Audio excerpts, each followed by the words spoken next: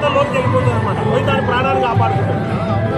వచ్చినటువంటి దీనికి ఉన్నటువంటి శత్రువుల నుంచి బయటపడడానికి మాత్రమే లోక భాగాన్ని ఆడిస్తుంది. ఇంకో అపోహ కూడా ఉంది, 6 నెలలు తూర్పు పోతారంటే 6 నెలలు పడమని పోతారు. మరి అది కూడా అవాస్తవం. ఇక్కడ పోతుంది, ఇక్కడ పోతుంది, ఇక్కడ పోతుంది, అవునా కాదు?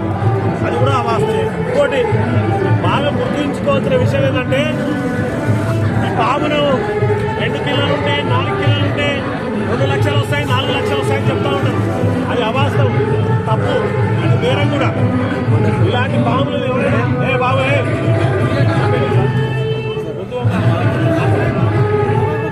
ఈ పాముని అక్కడున్నా కానీ ఆడిసిన కానీ ఎవరికైనా అమ్మాలని చూసినా వారిపైన ఫారెస్ట్ అధికారులు చట్టపరమైన చర్యలు తీసుకొని చేపడతారు. ఏం చేస్తారు?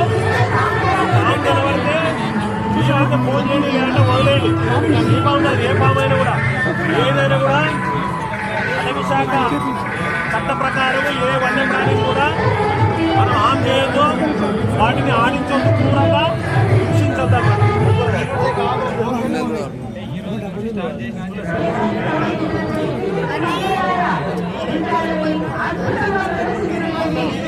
తర్వాత జరుగు ఏ బాబు ఇది కరుస్తుంది, బట్ అది ఎప్పుడు కరుస్తుందో నాకు కూడా తెలియదు. ఒకసారి కరుస్తుంది, ఒకసారి కలదు.